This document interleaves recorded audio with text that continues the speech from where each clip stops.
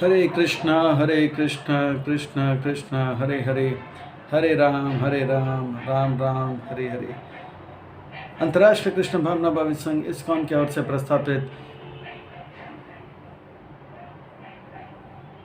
यह श्रीमद् भागवत सप्ताह के तीसरे दिन के सत्र में आए भक्तों का, धर्म प्रेमियों का, कथा प्रेमियों का, अतिथियों का, आजीवन सदस्यों का, श्रोताओं का हार्दिक स्वागत करते हैं और सोशल मीडिया के माध्यम से देखने वाले श्रोताओं का और भविष्य में रिकॉर्डिंग के माध्यम से यह रिकॉर्डिंग को सुनने वाले, देखने वाले श्रोताओं का, भक्तों का हार्दिक स्वागत करते हैं। आप सब श्री श्री राधा गोविंद जी के शुभकामनाएं स्वीकार करें, श्रील प्रभुपाद जी की कृपा प्राप्त करें। आज हम आप सब अत्यंत ही भाग्यशाली हैं क्योंकि श्री श्री राधा गोविंद जी के छत्र छाया के अधीन हमें आश्रय प्राप्त हो रहा है और उनके चरण कमलों में सेवा का अवसर प्राप्त हो रहा है और उन सेवाओं में भी मानव देहों में प्राप्त होने वाली जो सर्वोच्च उत्कृष्ट सेवा है वह सत्संग का, उस सत्संग का लाभ हमें प्राप्त हो रहा है। क्योंकि यह सत्संग का लाभ अगर हमें हो रहा है तो केवल और केवल कृष्णचंद्र भगवान के, श्री श्री राधा गोविंद जी के परम अनुकंपा एवं कृपा के कारण। इसलिए हम उन भगवान श्री श्री राधा गोविंद जी, जगन्नाथ बलदेव सुभद्रा जी, श्रीनाथ जी गोपाल जी, लक्ष्मी नरसिम्हा जी, सीताराम लक्ष्मण भक्त हनुमान जी, श्री श्री गौर निताय, उनके परिकर सहित के पाद पद्मों पर नतमस्तक होकर कोटि कोटि वंदन एवं प्रणाम अर्पण करते हैं। तदनंतर ये जो अहेतु की कृपा और परम अनुकंपा जो है वो है गुरु शिष्य परंपरा के माध्यम से होते हमारे संस्था के संस्थापक आचार्य कृष्ण कृपा श्रीमूर्ति अभय चरण अरविंद भक्तिवेदांत स्वामी श्री प्रभुपाद जी के माध्यम से हमें प्राप्त हो रहा है। इसलिए हम उनके भी पदारविंद में कोटि कोटि वंदन एवं प्रणाम अर्पण करते हुए, हाँ, यह जो कृपा है परम अनुकंपा जो गुरु वर्गों के माध्यम से हमें मिल रहा है, दीक्षा गुरु एवं शिक्षा गुरु के माध्यम से। परम पूज्य गोपाल कृष्ण गोस्वामी महाराज श्री प्रभुपाद जी के प्रिय शिष्यों में से एक और महान वैष्णव आचार्य और महाभागवत गुरु गुरुदेव जो है इस दास को परंपरा से जोड़कर दीक्षा दिलाया है, दीक्षा दिलाकर परंपरा से जोड़ा है और व्यक्तिगत रूप में भागवत का सत्र कैसे देना है वो शिक्षा भी दी है। इसलिए गुरुदेव ऐसे दयामय, कृपामय और करुणामय गुरुदेव के चरणारविंद में भी कोटि कोटि वंदन एवं प्रणाम अर्पण करते हुए उपस्थित आप सब वैष्णव एवं वैष्णवी भगवत चरण अनुरागी महाअनुभवी भक्तवृंदों के चरणों में कोटि कोटि वंदन प्रणाम अर्पण करते हुए हाथ जोड़कर ये विनंती करते हैं कि आप इस दास के ऊपर ऐसे कृपा करें कि ये दास जो है सेवा के माध्यम से गुरुदेव और प्रभुपाद जी को प्रसन्न कर पाए। तो आइए इन्हीं शब्दों के साथ हम आज के इस भागवत सत्र के ओर प्रस्थान करते हैं। आज के इस प्रसंग को प्रारंभ करते हैं। श्रीमद् भागवतम वैष्णव भक्तों का परम धन, परमहंस समिता, परमहंस चक्र चूड़ामणि श्रील सुखदेव गोस्वामी महाराज, जिन्हें भगवान व्यास पुत्र भी कहा जाता है, व्यास नंदन भी कहा जाता है, बादरायणी भी कहा जाता है, वयासाकी भी कहा जाता है, वे कृष्णचंद्र भगवान, वृंदावन चंद्र भगवान के दिव्य गुण रूप लीलाओं को स्मरण करते हुए उन दिव्य गुण रूप लीलाओं को कीर्तन करते हुए उन आम्रन अनशन व्रत परायण परीक्षित महाराज जी को श्रवण करा रहे हैं। कथाओं को श्रवण कराते करते मैत्रेय ऋषि, जो कि व्यास देव के कृष्ण द्वैपायन सखा हैं, यानी कि मित्र भी माने जाते हैं, मैत्रेय ऋषि और विदुर जी के जो संवाद है इसका वर्णन करते हैं। उन कथाओं में देवती माता का उद्धार का कथा आज हम श्रवण कर रहे हैं। हम कल श्रवण करते हैं किस प्रकार से देवती माता बड़ा विनम्र भाव से कपिल मुनि की अपने पुत्र के पास आते हैं और प्रणाम करते हैं। तद्विधि प्रणिपाति न परिप्रश्न न सेव्या उपदेशांति ते ज्ञानी ज्ञानी न तत्वदर्शिना। ये जो है विधि है, विनम्र भाव से गुरुवर के पास जाना चाहिए। देखिए गुरु जो है वो पुत्र भी हो सकते हैं अगर वो यह जो है ज्ञान में श्रेष्ठ हो। कोई वयोवृद्ध होता है तो कोई ज्ञान वृद्ध होते हैं। तो यहाँ पर हम देखते हैं कपिल मुनि पुत्र हैं, फिर भी माता देवती जानती है कि ये ज्ञान वृद्ध है, और साक्षात ब्रह्मा जी से भी सुने और अपने पति से भी सुने कि ये उनका पुत्र है, पर वे वास्तव में भगवान है। तो वो अपने पुत्र की पहचान विनम्र भाव से, ये बहुत अत्यंत ही आवश्यक है। जब भी ज्ञान चाहिए, विद्या चाहिए, तो विनम्र बनना चाहिए। विद्या विनय संपन्न, विद्या जो है जो विनय है, विनम्र है, उनका संपत्ति है। हाँ, विद्या विनय संपन्न ब्राह्मणी गवी हस्तनी सुनिचे व स्वपाकेच्छा पंडिता समदर्शिना। इसी प्रकार से विनम्र रहेंगे तो हम जो है विनम्र रहेंगे तो हम जो है विद्या को प्राप्त करेंगे। तो विनम्र भाव से वो गए और बहुत ही मधुर और वाणी से प्रश्न किए और अपने जीवन की जो समस्या है वो उसको प्रस्तुत किए कि मैं वैसे देवहूति माता कोई साधारण स्त्री नहीं, यह तो स्पष्ट है। जिस जो भगवान की माँ बन सकती है, कोई साधारण स्त्री नहीं हो सकता है। पहली बात तो माँ वही बनती है जो कि भाग्यशाली हो। पहली बात तो वही भाग्यशाली स्त्री भाग्यशाली है जिसका विवाह होता है, और वो स्त्री जो भाग्यशाली होती है जो कि विवाह होकर उनको संतान उत्पन्न होता है। हाँ, और वो स्त्री जो कि विवाह होकर संतान उत्पन्न करके पुत्र को ही संतान के रूप में प्राप्त करते हो, और भी भाग्यशाली वो स्त्री जो विवाह करके संतान उत्पन्न करती है और संतान में भी पुत्र को उत्पन्न करती है, और पुत्र में भी एक उन्नत कोटि के पुत्र को अगर जन्म देती है तो बहुत भाग्यशाली मानी जाती है। और उसमें भी वो स्त्री के क्या कहना जो कि संतान विवाह करती है, फिर संतान उत्पन्न करती है, संतान उत्पन्न तो करती है, वो उन्नत कोटि के पुत्र तो है, पर उसमें भी देखा जाए तो साक्षात अगर भगवान हो तो क्या कहना। वास्तव में वो बहुत ही भाग्यशाली है, भगवान उनके पुत्र हुए। और कर्दमनी महाराज जो है कि बहुत महान वैष्णव उनके पति हुए, और उनके पिता भी बहुत उन्नत कोटि के वैष्णव स्वयंभू मनु हुए। तो देवहूति माता के जीवन में ये परिवर्तन क्यों आ रहा है कि वे जो है कहती है कि मैं इतने भोग से तक गई हूँ। आज तक जिन बहुत सारे लोग हैं जो भोग में लग चुके हैं, बहुत सारे जीवात्मा इस भौतिक जगत में भोग में लग चुके हैं और भोग में ही रहना चाहते हैं। जैसे कोई व्यक्ति सपना में देखता है कि वो बहुत अमीर है, तो वो सपने से उठना ही नहीं चाहता है ना, और वो जागने के बाद भी वही सोता है, वो सपना दिन में भी वही सपना देखता है कि मैं अमीर हूँ, मैं अमीर हूँ। इसी प्रकार से जो बहुत सारे लोग हैं जो कि अच्छा जीवन भौतिक जीवन यापन कर रहे हैं और थोड़ा बहुत कष्ट का अनुभव कर रहे हैं, पर वो उस प्रकार का जीवन में ही रहना चाहते हैं, वो भगवान का भक्ति नहीं करना चाहते हैं। इसीलिए कुंती महारानी कहती है जन्म ऐश्वर्य श्रुता श्रीबीर ये दमा मदपुमान। वो इस प्रकार के वो लोग एक भ्रम में रहते हैं कि बस हम लोग जीवन पर अमीर रहेंगे, अगले जीवन में भी अमीर रहेंगे और जीवन में भी अमीर रहेंगे। वो जब भौतिक जगत का जो सच्चाई है उसको देख नहीं पाते हैं, वो इस भ्रम में रहते हैं। तो यह है। तो पर देवहूति माता इतना भोग, इतना ऊंचे कोटि का भोग, इतने ऊंचे कोटि का भोग उनको प्राप्त हुआ, विमान जो कि देवताओं को दुर्लभ है उस प्रकार का विमान। ऐसे देवी को भी सपने की दुनिया में ही रहना चाहिए, और अगर वो इस प्रकार के रह भी गई तो उनको और भोग मिलने का पूरा संभावना है, क्योंकि कर्दमुनि का कृपा है।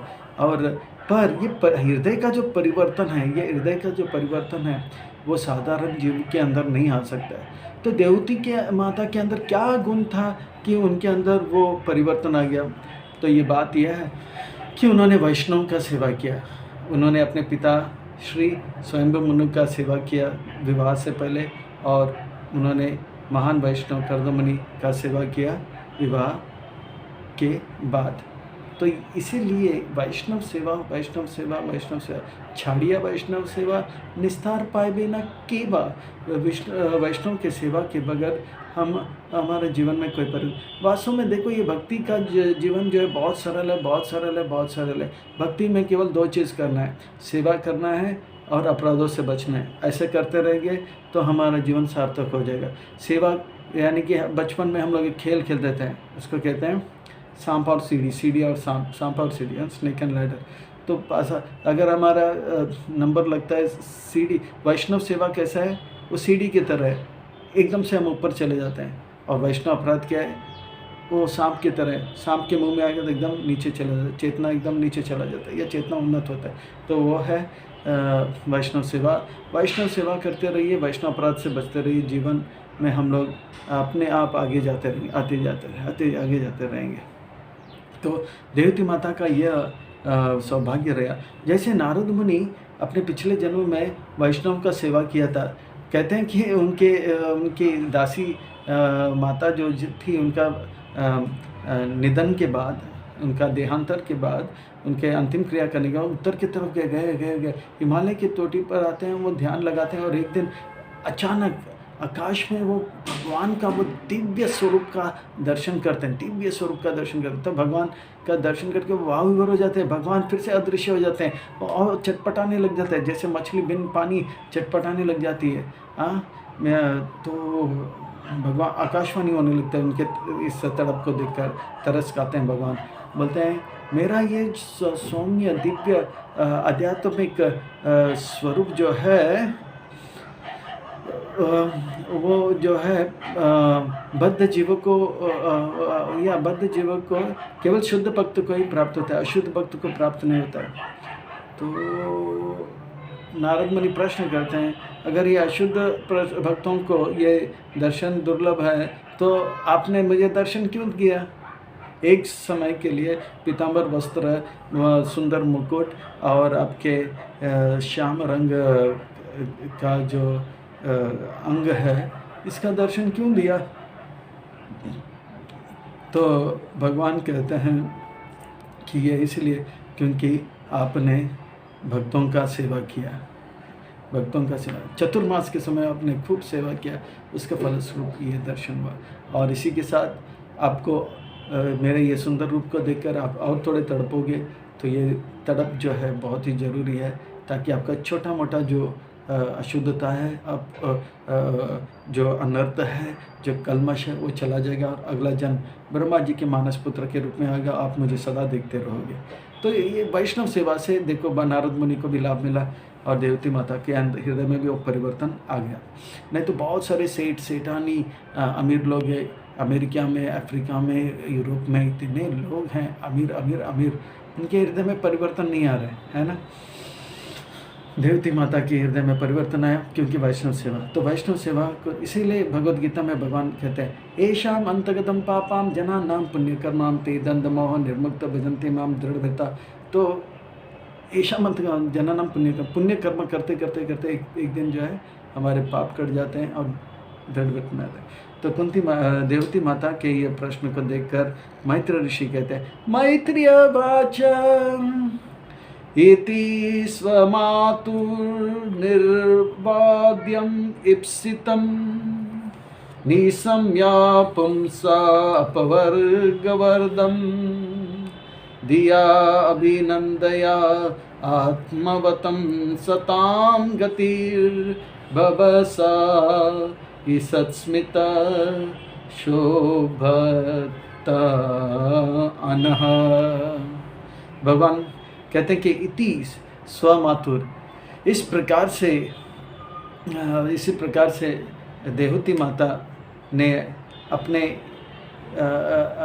निर्बाध्य अपने हृदय का, सच्चे हृदय का इच्छा को प्रकट किया कि मैं थक गई हूँ, संसार का भोगते मैं थक गई हूँ। अब मैं जो है आध्यात्मिक सुख चाहती हूँ, भौतिक सुख से मैं थक गई हूँ, मुझे आध्यात्मिक सुख चाहिए।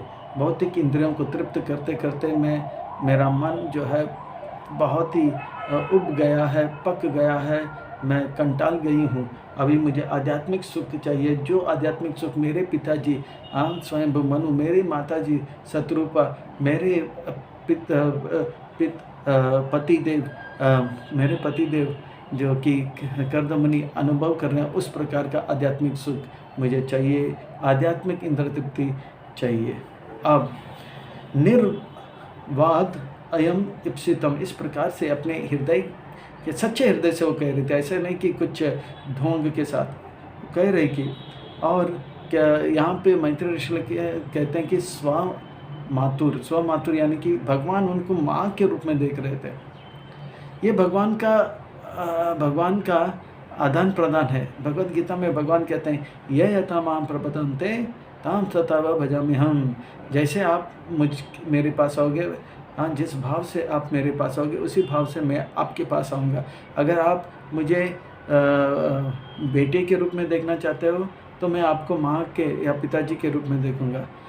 अगर आप मुझे प्रेमी के रूप में देखना चाहते हो तो मैं आपका प्रेमिका के रूप में आऊँगा। तो इस प्रकार से भगवान आदान प्रदान करते हैं। अगर आप मित्र के रूप में मुझे देखना तो मैं भी आपको मित्र के रूप में देखूँगा। अगर आप मुझे स्वामी के रूप में देखना चाहते हो तो मैं आपको दास के रूप में स्वीकार करूँगा। अगर आप मुझे मानना ही नहीं चाहते हो तो मैं भी आपके लिए जो है ना, मैं भी आपके लिए नहीं रहूँगा। आप नास्तिक रहोगे और बोलोगे भगवान नहीं है, और मैं भी आपके लिए नहीं रहूँगा। हाँ, तो इस प्रकार से भगवान जो है सबके साथ आदान प्रदान करते हैं। भगवान सबके हृदय में सबके भाव को जानते हैं। तो माता देवहूति ने को अपनी माँ के रूप में स्वीकार किया, जैसे यशोदा मैया को माँ के रूप में स्वीकार किया। ऐसा नहीं कि वो जानते या ये तो जीवात्मा है और मैं उनका अभी पुत्र का अदा निभा रहा हूँ। नहीं, सच में माँ का जैसे एक बेटा को होना चाहिए वैसे वो बेटे जैसे ही फुल उसी भाव में आ जाते हैं। एक्टिंग भी नहीं करते, सच में उस भाव में कृष्ण जो है प्रकट होते हैं और माँ के हाथ में छड़ी देखकर वास्तव में भाग जाते हैं। ऐसा नहीं कि वो बोलते हैं कि मुझसे तो यमराज भी जमते हैं, डरते हैं, तो वायु भी डरते हैं, सूर्य भी डरते हैं, है ना। ऐसा नहीं होता है, पर वो सच में डर जाते हैं, है ना, सच में डर जाते हैं। इस प्रकार से भगवान जो है लीला भी करते हैं, सच में हो जाता है। ऐसे सच में माँ के रूप में मानते हैं, ऐसा नहीं कि मैं भगवान हूँ। वो भगवत्ता कभी कभी प्रकट करते हैं। हाँ, जैसे जैसे हमारा भाव होगा वैसे। इति स्वामातुर निरअवद्यम इप्सितम, उनका जो इच्छा था कि मैं जो है भगवान को जानना चाहती हूँ, सच्चा आध्यात्मिकता में प्रगति करूँ। निस्समय इसे सुनकर पुंसान अपवर्गवर्दम, कि वह आध्यात्मिकता मुक्त होना चाहती है, इस संसार के जंजाल से मुक्त होना चाहती है। तो वो इस प्रकार से अपने गुरुदेव के सामने विनम्र भाव से तद्विधि प्रणिपात है। गुरु के पास जाना चाहिए इस भाव से कि मैं मूर्ख हूँ, है ना। तो ऐसा अगर जाएंगे, और गुरु को वास्तव में भगवान के रूप में स्वीकार करना चाहिए। ये भगवत्ता का जो है ये जो है भक्ति का पहला कदम है। यश देवे पराभक्ति यथा देवे तथा कृता से ते प्रकाशांति आत्मा, उसके हृदय में भागवत प्रकाश होता है। जो गुरु को भगवान के रूप में देखता है ना, यश देवे पराभक्ति यथा देवे तथा गुरु, भगवान को भगवान के रूप में देखते हैं और गुरु को भी भगवान के रूप में, उसके हृदय में भागवत का सारा जो है सिद्धांत, लीला और सब प्रकाशित होता है। तो इस प्रकार से भगवान जो है यहाँ पर व्यक्तिगत रूप में शिक्षा दे रहे हैं। किसको? अपनी माँ को, देवहूति को दे रहे हैं। इतिहास में शायद एक पहला घटना होगा कि भगवान जो स्त्री को, वैसे अर्जुन को उन्होंने उपदेश दिया, उद्धव जी को उपदेश दिया, और उपदेश अनेक जगह पर दिए, पर व्यक्तिगत रूप में स्त्रियों को, वैसे द्रौपदी को कभी कभी उपदेश देते थे, सुभद्रा को उपदेश देते अपनी बहन को, पर रुक्मणी इत्यादियों से बातें भी करते थे। पर शिक्षा इतने गहराई में अध्याय के बाद अध्याय शायद पहली बार जो है इस ब्रह्मांड में हो रहा है, या इसके अब तक तो भूतो ना भविष्य, भविष्य में होगा नहीं होगा पता नहीं। तो आजकल स्त्रियां का हक बन रहा है कि वे जो है कहते हैं कि वेद शास्त्रों में या प्राचीन सनातन धर्म में स्त्रियों को नीचा कर दिया, निम्न कोटि का दर्जा दिया जा रहा है। तो यहाँ से सिद्ध होता है कि भगवान स्वयं अकेले में उनको कोचिंग कर रहे हैं, ट्यूशन दे रहे हैं और भी क्या कहते हैं उसको, और भी ऑनलाइन नहीं, फिर ऑनलाइन नहीं, वो क्या बोलते हैं, ऑफलाइन कर रहे हैं, एकदम आमने सामने अकेले अकेले। ऐसे बहुत सुंदर वर्णन आता है कि किस प्रकार से एक आसन में बैठे हैं और देवती माता एक निम्न स्तर दर्जे के जमीन पर एक आसन पर बैठी है और हाथ जोड़कर विनम्रता से प्रश्न कर रहे हैं और कपिल भगवान जो है उन्हें ज्ञान दे रहे हैं। कपिल का अर्थ होता है पीला और लाल रंग, जिस उनका शरीर का रंग, उनके बाल का वर्णन आता है सोने के रंग का, बहुत सुंदर लग रहे थे। हाँ, बहुत सुंदर लग रहे थे। दिया अभिनिंदया, इससे वो मणि मन बहुत प्रसन्न हो गए। कौन प्रसन्न हो गए? कपिल मुनि भगवान प्रसन्न हो गए। जिस प्रकार से इस प्रकार के प्रश्न पूछकर जो आध्यात्मिकता में प्रगति करने का प्रश्न जो है, भगवान के बारे में जिज्ञासा आता तो ब्रह्म जिज्ञासा ऐसा होता है, बृहद जिज्ञासा होता है, तो सच्चे गुरु जो है बहुत प्रसन्न हो जाते हैं। जैसे सुखदेव गोस्वामी महाराज परीक्षित महाराज जी के प्रश्न को सुनकर विरियमान पुरुष के कर्तव्य क्या है, ये हर जीव को हर परिस्थिति में हर समय पर हर स्थान पे क्या करना चाहिए, प्रश्न तुम्हें इतने प्रसन्न हो गए कि मंगलाचरण करना ही भूल गया। तो इस प्रकार से जो है बहुत सुखदेव गोस्वामी, जैसे सूत गोस्वामी सौनक ऋषि इत्यादि 88,000 के प्रश्न को सुनकर बहुत प्रसन्न हो जाते हैं। तो इसी प्रकार से भगवान दिया अभिनंद्य, मणि मन, दिया यानी कि मन में, अभिनंद्य प्रसन्न हो गया। क्या?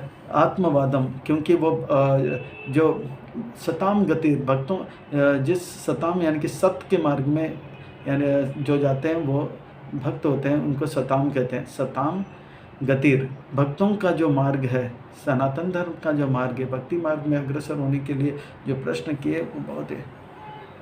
हमारे संस्था के संस्थापक आचार्य कृष्ण कृपा शिव मूर्ति अभय चरण अरविंद भक्ति वेदांत स्वामी श्रील प्रभुपाद जी जो हैं एक महान आचार्य हैं, जो वास्तव में ऐसे आचार्य हैं ब्रह्मा जी के सृष्टि में, जो प्रवचन के बाद प्रश्न उत्तर के लिए समय देते थे और भक्तों से प्रोत्साहित करते थे, प्रश्न पूछो प्रश्न पूछो। और ये प्रश्न सभी को प्रश्न पूछने का अधिकार देते थे और प्रश्न का एकदम सटीक जवाब भी देते थे। परफेक्ट क्वेश्चन परफेक्ट आंसर, पूर्ण प्रश्न पूर्ण उत्तर, इस प्रकार से। तो भगवान मुस्कुराने लगे, बाबा सा इत स्मित, मुस्कुराने लगे। भगवान वैसे भी मुस्कुराते ही रहते हैं, क्योंकि जो ज्ञान में होते हैं वो हमेशा मुस्कुराते हैं, जो अज्ञान में होते हैं वही चिंतित रहते हैं या टेंशन में रहते हैं। जैसे भगवद गीता के वो सुप्रसिद्ध जो छवि होता है, हाँ, उसमें हम देखते हैं, चित्र में देखते हैं कि अर्जुन रो रहे हैं और कृष्ण मुस्कुराएं। ये बहुत ही ज्ञानप्रद दृश्य है, क्योंकि जो कि ज्ञान में होते हैं, हाँ, जो ज्ञान में होते हैं, सत्वगुण में होते हैं, ज्ञान में होते हैं, वो हमेशा मुस्कुराते रहते हैं। उनको मालूम है सच्चाई क्या है, कि हम भगवान के अंश हैं, हम आत्मा है और आत्मा अविनाशी है ना। तो और हम भगवान जो हैं हमारे शुभचिंतक है। तो भोक्तानाम युग तपसाम सर्वलोक महेश्वरम सुहृद सर्वभूतानां ज्ञातम हम शांति वृत्ति। अगर भगवान हमें जिंदा इस शरीर में जिंदा देखना चाहते हैं, तो इस संसार को कोई ताकत नहीं है जो हमें खतरा मार सकता है। अगर भगवान हमें इस शरीर में नहीं देखना चाहते, तो संसार का कोई ताकत नहीं है जो हमें बचा सकता है। जैसे जड़ भारत को मारने गया था या अम्बरीश महाराज को मारने गया था, तो वो जानते हैं अगर भगवान चाहते हैं मैं जीऊँ शरीर में, तो कोई ताकत मार नहीं सकता है। अगर भगवान चाहते हैं मैं नष्ट हो जाऊं इस शरीर में, तो कोई ताकत बचा नहीं सकता है। इसलिए वो निश्चिंत थे। इसलिए कहते हैं कृष्णदास बिंदास मायादास सदा उदास। जो ज्ञान में होते हैं भगवान के भक्त, वो हमेशा मुस्कुराते रहते हैं, तो भगवान मुस्कुराते हैं। श्रील भक्ति रसामृत सिंधु में श्रील रूप गोस्वामी पाद भगवान के मुस्कान के ऊपर भक्तों के साथ आदान प्रदान जब करते हैं तो कहते हैं हसीता। कभी कभी भगवान हंसते हैं, जैसे वृंदावन में कभी कभी वह अपने गोप मित्रों के साथ रहते हैं तो उनके साथ मस्ती करके वह हंसते हैं। हसीता भी हसीता, वो कभी कभी गोपियों के साथ रहते हैं, इतना मजाक करते हैं और दांत दिखाते हैं, हंसते हंसते दांत दिखाते हैं, उसको तो भी हसीता। फिर कहते हैं प्राहसिता, फिर अपने गोप मित्रों के साथ जैसे मधुमंगल को छेड़ते हैं, और वो चिल्लाने लग जाता है तो सब लोग हंसते हैं, तो ज़ोर ज़ोर से हंसते हैं और लोटपोट होने लग जाते हैं। इसको बोलते हैं प्राहसिता। और अपहसिता यानी कि बहुत ज़ोर ज़ोर से आवाज़ करते हैं, आह आह आह आह आह। ऐसे भी वृंदावन में भगवान कृष्ण जो है हंसते थे। और परिहसिता यानी कि हंसते हंसते लोटपोट हो जाना। तो इस प्रकार से भगवान जो है यहाँ पे थोड़ा सा मन ही मन बहुत खुश प्रसन्न हो जाते हैं। ये इतना सुंदर प्रश्न पूछा आत्म जिज्ञासा का अर्थात तो ब्रह्म जिज्ञासा का। अब भभासा इति स्मिता, मुस्कुराने लगे। और भगवान का मुस्कुराने के ऊपर बहुत सारे सुंदर सुंदर वर्णन आता है। गोपियाँ खास करके गोपी गीत में 2 बार भगवान की मुस्कुराहट के बारे में कहते हैं और कहते हैं कि आपका मुस्कान जो है बहुत ही सुंदर है। रहसितं प्रिया प्रेम वीक्षणं विचरणं च ते देयमङ्गलं रहसि समविदो हृदयस्पर्शया कुकमाना सोदतीना बृहसितं प्रिया। आपका जो मुस्कान है बृहसितं प्रिय, प्रेम वीक्षणम, प्रेम को बढ़ाता है। प्रेम वीक्षणम विचरणम चते। आप जब भ्रमण करने जाते हैं हम आपके मुस्कान का ही ध्यान लगाते हैं। देयमंगलम रहस्य समविदो, आप मुस्कुराते होते बात भी करते हैं तो वो हमारे हृदय में चाह जाए। तो इस प्रकार से आपका मुस्कान का वर्णन करते, एक बार कहते हैं फिर बाकी और एक बार गोपी गीत में ही कहते हैं कि प्रमथ पद्मजा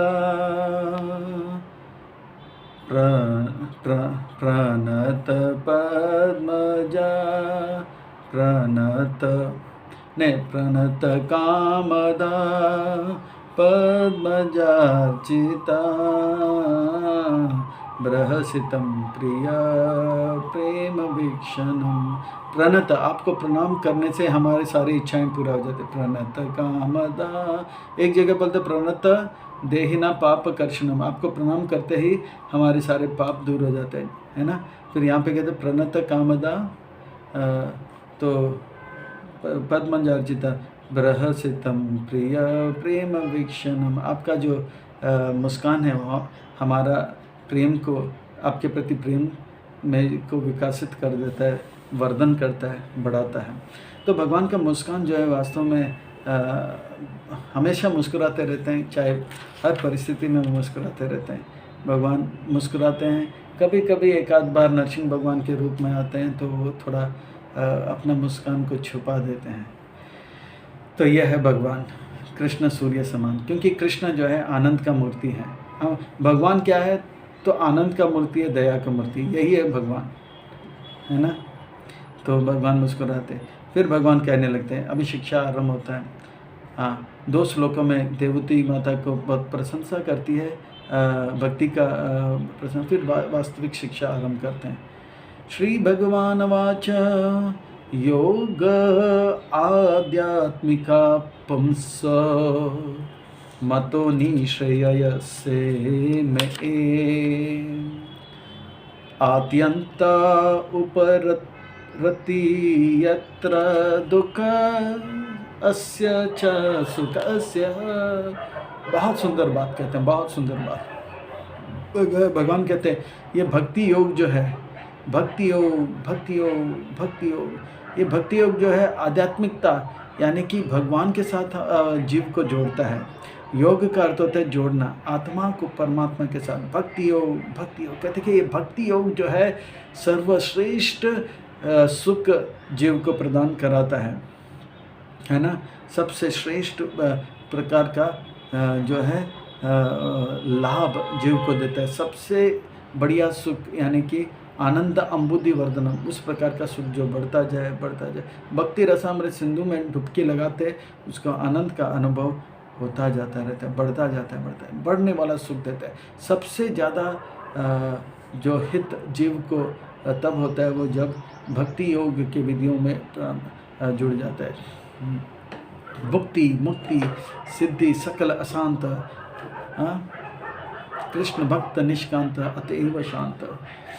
भुक्ति के मार्ग से परेशान रहते जीव, मुक्ति के मार्ग में परेशान रहते हैं, सिद्धि के मार्ग में परेशान रहते हैं, पर भक्ति के मार्ग में अतएव शांत, है ना।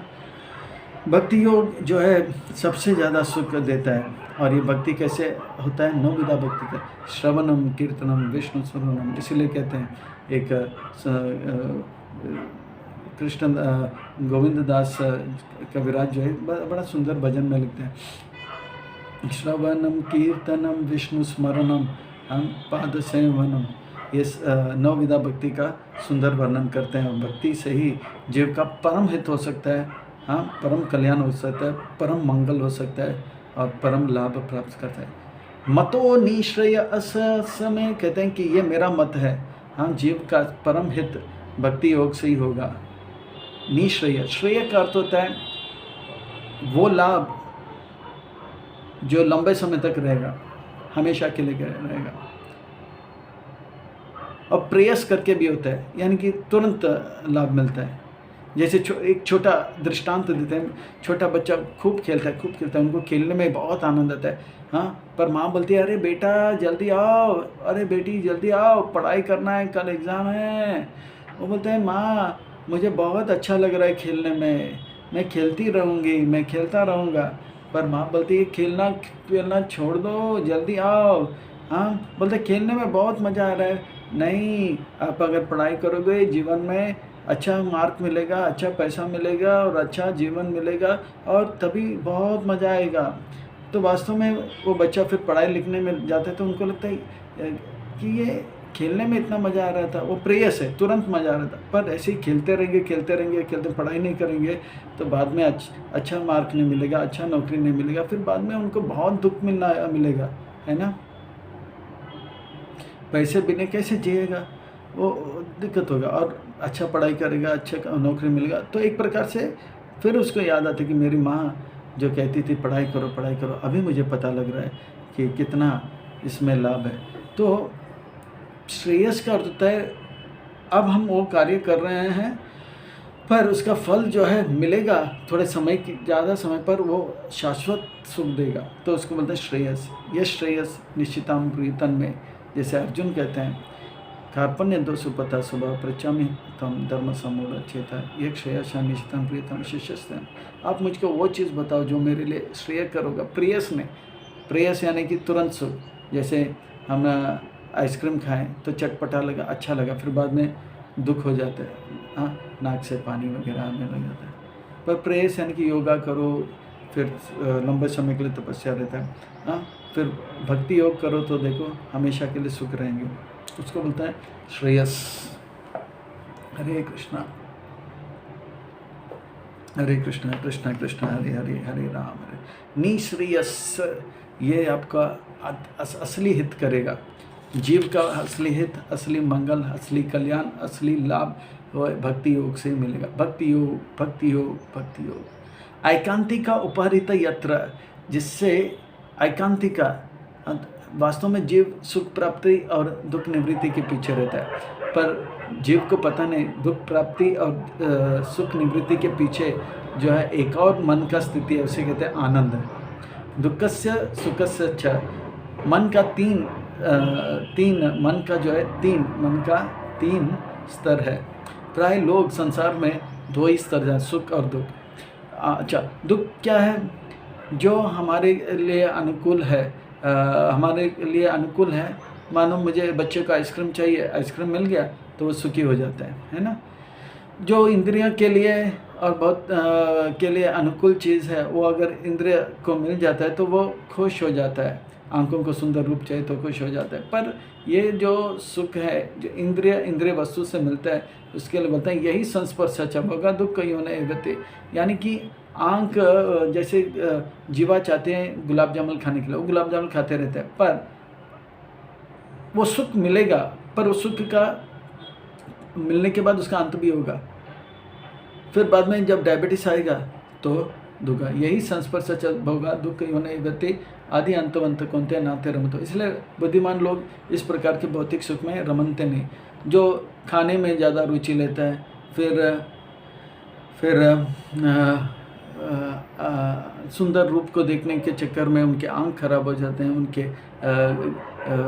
फिर गलत संग करने के कारण उनका जीवन खराब हो जाता है। तो इससे बुद्धिमान लोग इसमें रमते नहीं है। तो वो इंद्रिय को इंद्रिय तृप्ति का वस्तु मिल जाता है तो सुख, इसको बोलते हैं। जैसे बच्चे को आइसक्रीम चाहिए तो मिल गया, फिर बड़ों को रोटी कपड़ा मकान मिल गया तो खुश हो जाता है। और इसी प्रकार से दुख क्या है, बच्चे को आइसक्रीम चाहिए और आइसक्रीम नहीं मिला तो वो दुखी हो जाता है, या बड़ों को रोटी कपड़ा मकान चाहिए वो नहीं मिला तो वो दुखी हो जाते हैं। तो इसी प्रकार से ये सुख और दुख के परे एक और मन का स्थिति है, उसे कहते हैं आनंद। चाहे इंद्रिय को इंद्रिय वस्तु मिले तो भी हरे कृष्ण कृष्ण कृष्ण हरे हरे, हरे राम राम राम हरे, या इंद्रिय को इंद्रिय तृप्ति के वस्तु ना मिले तो भी हरे कृष्ण कृष्ण कृष्ण हरे हरे, हरे राम राम राम। इसलिए ये विधि राखे राम कहीं पे भी रहे। सीताराम सीताराम सीताराम कहिए, सीताराम सीताराम सीताराम कहिए, ये विधि राखे राम कहीं पे भी रहिए। सीताराम सीताराम सीताराम कहिए, ये विधि राखे राम कहीं पे भी रहिए। जैसे कुंती महारानी का वर्णन आता है, कभी वो जंगल में थी तो भी हरे कृष्णा, कभी महल में थी तो भी हरे कृष्णा। इतने कष्ट उनके दुख आए थे फिर भी हरे कृष्णा। भीष्म पितामह का कथा हमने श्रवण किया। उनको बाण की सैया में लगभग 58 डेज 58 दिन के लिए वो बाण के सैया में थे, फिर भी वो भगवान का स्मरण कर रहे थे। सीताराम सीताराम सीताराम कहिए, ये विधि राखे राम कहीं पे भी रहिए। जब प्रहलाद महाराज को जो है अपने दोस्तों के साथ खेल रहे थे, बहुत सुखी थे, तो भी भगवान को स्मरण कर रहे थे। उसका सब कुछ अनुकूल था इंद्रिय के लिए, फिर भी परिस्थिति पर उनके पिताजी को क्रोध आया। उनको सांप से डसने का प्रयास किया, हाथी से कुचलने का प्रयास किया, और असुरों ने उनको नोकीले तलवार और बाण से मारने का प्रयास किया, या पहाड़ से फेंकने का प्रयास किया, जहर देने का प्रयास किया, उबलता हुआ तेल में फेंकने का प्रयास। वो थोड़ा भी विचलित नहीं हुए, भगवान को स्मरण कर रहे थे। विपरीत परिस्थिति, भौतिक दृष्टि से दुनिया वालों की दृष्टि, हमारी दुनिया वाले की दृष्टि से लगे अरे ऐसे परिस्थिति में भयभीत नहीं हो रहे क्या हो रहे, पर वो भगवान को स्मरण कर रहे थे और परम आनंद का अनुभव कर रहे थे। यह है आनंद का स्तर। सीताराम सीताराम सीताराम कहिए, ये विधि राखे राम कहीं पे भी रहिए। एक बार एक भक्त भगवान का भक्त बन गया था, पर उसके ऊपर सरकार का कुछ आरोप था, सरकार का कुछ नियम को तोड़ा था उन्होंने। तो सरकार ने उनको जेल में पकड़ लिया, उनको कैद कर लिया, और उनका केस जज साहब के पास गया। वकील और जज कोर्ट में उनको लाए। कोर्ट में लाए तो बोला कि अभी इतना बड़ा आपके ऊपर आरोप है, आपको सज़ा मिलना चाहिए। बोला ठीक है, मैं सज़ा के लिए तैयार, मुझे क्या है, मैं कहीं पे भी रहूँ, मैं भगवान का भजन करूँ। बोला भगवान, हाँ मैं भगवान का नाम जप करूँगा, हरे कृष्ण कृष्ण कृष्ण हरे हरे, हरे राम हरे राम। ये यूरोप के बात है। तो बोला प्रभुपाद जी के अनुयायी हैं, 40-50 साल पहले की बात है। बोला आप भगवान का नाम जप करो, कौन सिखाया, क्या सिखाया? बोला हरे कृष्ण आंदोलन है, सुना तो है पर आप करते हो क्या उसमें? तो वो बोले मैं सुबह 3:30 बजे उठता हूँ, तो कभी कभी 4 बजे उठता हूँ। तो जज साहब बहुत चकित हो गए। फिर ठंडे पानी से स्नान करता हूँ, और भी चकित हो गए। फिर क्या करता हूँ, मैं भगवान के सामने थोड़ा नाचता हूँ, फिर भगवान का नाम 2 घंटा लेता हूँ, फिर वापस दर्शनार्थी, फिर श्रवण करता हूँ, फिर पूरा दिन ग्रंथ वितरण करने जाता हूँ, सेवा करने आता हूँ, फिर रात को आता हूँ, थोड़ा प्रसाद लेता हूँ, फिर वापस सो जाता हूँ। तो ये सब सुनकर ये जज साहब सोचा कि जेल में कैदी लोग 7 बजे उठते हैं तो 6:30 बजे उठ जाते हैं, ये बंदा तो 4 बजे उठ जाते हैं, ठंडे पानी से नहाते हैं। जेल में कैदी लोग गर्म पानी से नहाते हैं। ये जेल में रहेगा तो और भी आराम करेगा और उसके लिए सज़ा नहीं, वो मज़ा होगा। इसलिए जज साहब ने उनको जो सज़ा देना था, बोला हमारा सज़ा जो है वो आपका जो जीवन है उससे ज़्यादा हमारा सज़ा आपके लिए मज़ा होगा, इसके लिए आपको कोई सज़ा नहीं। आप जो है आप भक्ति में ही लगे रहो। और उसको छोड़ दिया। वो भक्त जो था डर नहीं गया कि अभी मुझे जेल में डालेगा, वो यही सोचा था, ये विधि के राम कहीं पे भी रहिए, सीताराम सीताराम सीताराम कहिए, ये विधि के राम कहीं पे भी रही।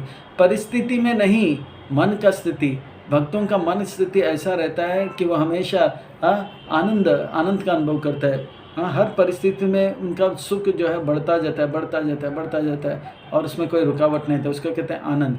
हर परिस्थिति में उनका मन स्थिति ऐसा होना चाहिए। परिस्थिति में दम नहीं है कि भक्त को हिला सके। परिस्थिति में दम नहीं है कि भक्त के मन स्थिति को बिगाड़ सके। पर परिस्थिति में दम है कि अभक्त का मन स्थिति को बिगाड़ दे। पर दुनिया वाले जिसको भक्ति नहीं करते हैं तो परिस्थिति बदलने पर उनका मन का स्थिति बदल जाता है।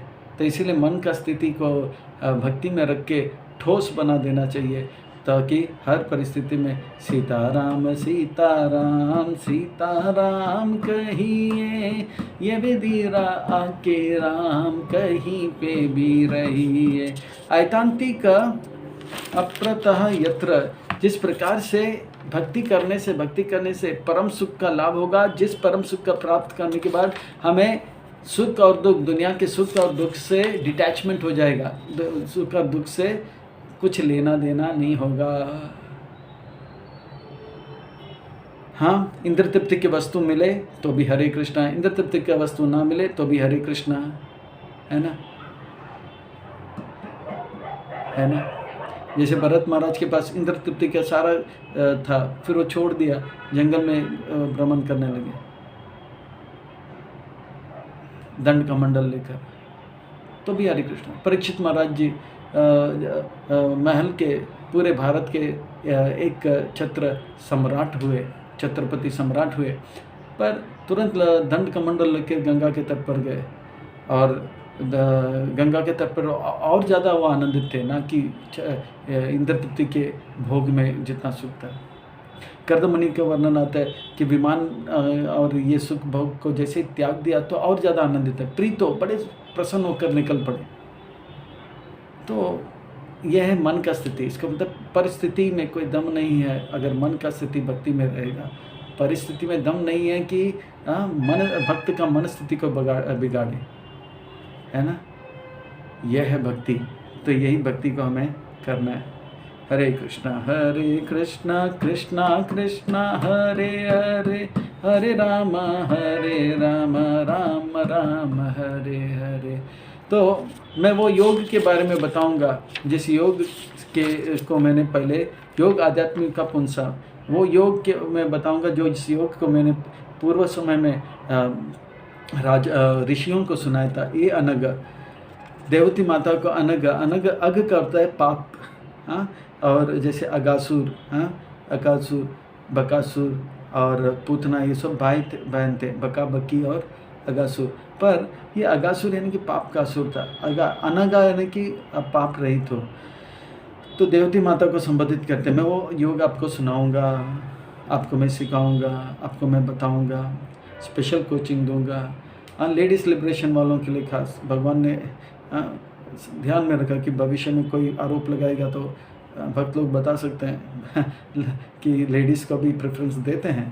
ताम इमाम थे प्रवक्ष्यामि, मैं यम आवोचम पुरा अनग ऋषिणाम श्रुतकामानां योगम सर्वांग नैपुणम।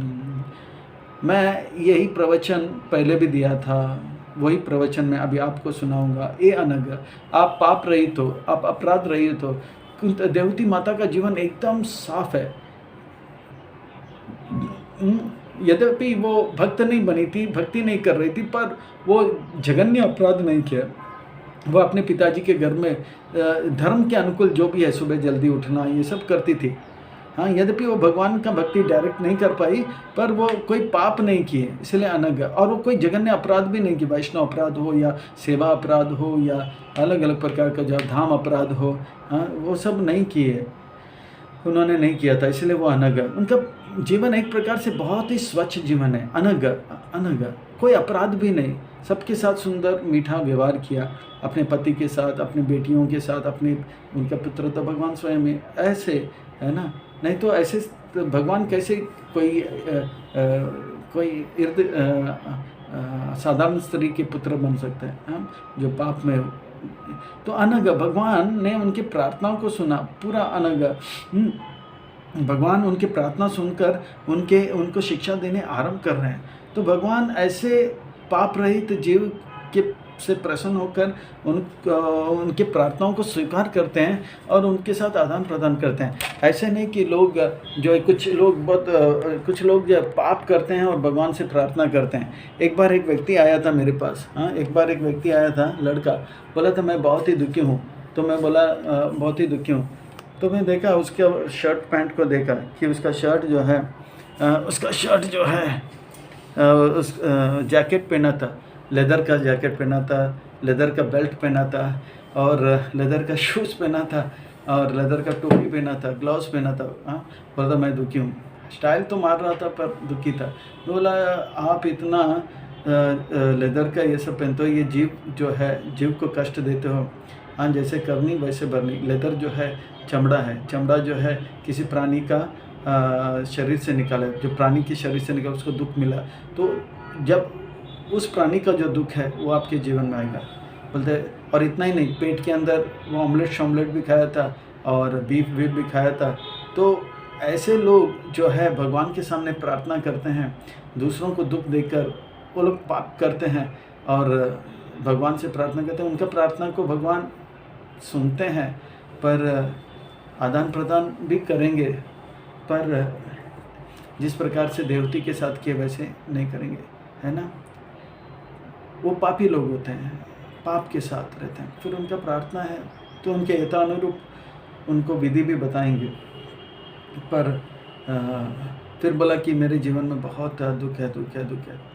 तो फिर बोला कि आपके सारे दुख का निवारण जो है होगा भगवद गीता पढ़ने से। तो मैंने बोला भगवद गीता लीजिए। बोला ये कितने का है? तो उन दिनों 80 रुपया का था। तो पीछे से पॉकेट निकाला, वो भी लेदर का था।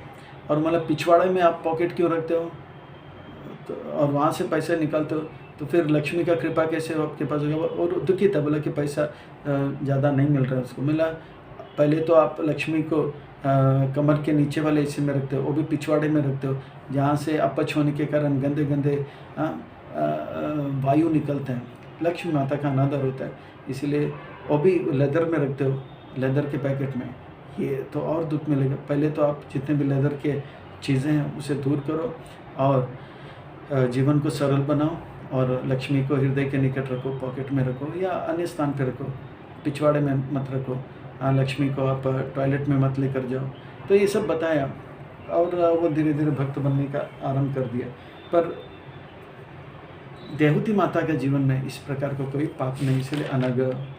और भगवान ने ऋषियों को ये सुना था, ऋषि नाम श्रोत कामानाम। ऋषियों को, कौन ऋषि थे? तो ब्रह्मा जी, 4 कुमार और नारद मुनि। वे लोग विवाह में भागने लिए हंस में बैठकर वापस आए, कपिल मुनि को दंडवत प्रणाम किया और भगवान से सुनने का वो लोग ने इच्छा किया। श्रुतु कामानाम, वो लोग भगवान का दिव्य संदेश सुनना चाहते हैं, क्योंकि भगवान जो है वास्तविक गुरु है। जैसे कहते हैं, है ना, कृष्ण वंदे जगद्गुरु। कृष्ण वंदे वसुदेव सूतम कंस चाणूरमर्दनम। वसुदेव सूतम यानी कि कृष्ण, हाँ, वसुदेव का पुत्र, वसुदेव सूतम कंस चाणूरमर्दनम। कंस और चाणूर का मर्डर किया, इसके लिए मर्दनम। ये संस्कृत शब्द है मर्दनम और इंग्लिश शब्द है मर्डरम। हाँ, मर्डर, मर्दनम, मर्डर, उनका मर्डर किया किसने? भगवान कृष्ण ने। और वसुदेवसूत कंस चाणूरमर्दनम देवकी परमानंदम। देवकी परमानंदम कृष्णम वंदे जगद्गुरु। वसुदेव और देवकी को परम आनंद दिए, वैसे कृष्ण के वंदे, कृष्ण वंदे जगद्गुरु, वो जगत के गुरु हैं। और वो लोग सुनना चाहते हैं, क्योंकि भगवान जब बोलते हैं तो बड़ा मीठा बोलते हैं और बहुत स्पष्ट बोलते हैं। और भगवान जब बोले तो कितना भी बोंदू से बोंदू व्यक्ति हो वो भी ठीक हो जाएगा। जैसे अर्जुन तब पूरा डीमोटिवेटेड था, भगवत गीता 40 मिनट में क्या सुनाया तो वो एक पूरा से मोटिवेट हो गया। और भगवान से कहा कि मैं लड़ूंगा नहीं, लड़ूंगा नहीं, मैं शांति चाहता हूँ। अरे युद्ध भूमि में आप बोलते हो शांति चाहिए, ये कोई जगह है बोलने का शांति का? तो भगवान ने 40 मिनट में जो बताया, फिर बाद में कहते हैं नष्ट मोह स्मृतिर्लब्धा तो प्रसाद में अच्युता सितो अस्मिन् गतः संदेह करिष्यसि वचनम तव। मैं वही करूँगा जो आप कहें, तो लड़ो। तो लड़ना आरम्भ किया। तो ये है, तो अर्जुन का मन का स्थिति, क्यों भगवान का जो बोलने का अदा है बहुत सुंदर है। गोपियाँ कहते हैं मधुरया गिरा पुष्करीक्षणम, मधुरया गिरा वल्गुवाकया बुद्ध मनोगया पुष्करीक्षणम।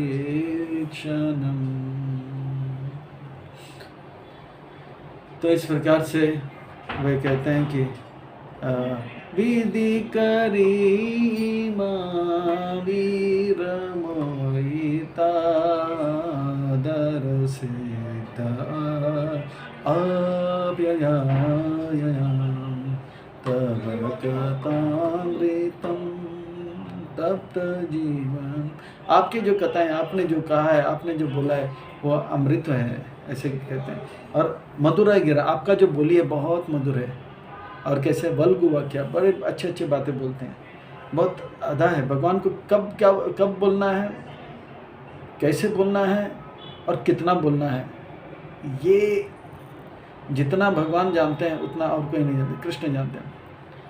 तो इसलिए भगवान जब युधिष्ठिर महाराज के पास चर्चा हो रही थी द्वारिका में कि क्या करना चाहिए, तो शांति के दूत के रूप में भगवान ने कहा बलराम जी का आप जाओ।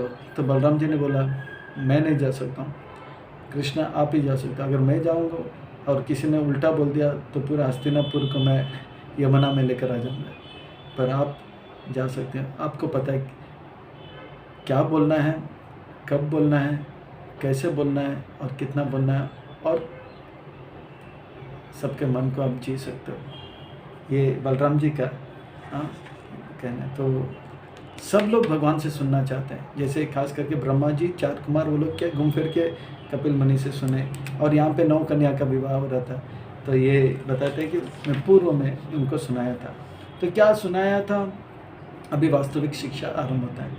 कहते हैं चेत खलु अस्य बंधाय मुक्तया चात्मना मतम गुणेषु सक्तं बंधाय रतम वा पुंसी मुक्तया। चेत मन जो है वास्तव में हमारा मित्र है अगर भगवान में लगा है, भक्ति में लगा है। मन जो है हमारा दुश्मन है अगर भक्ति में नहीं है, संसार में लगा हुआ है। ये मन जो है भगवान और जीवात्मा के बीच में है।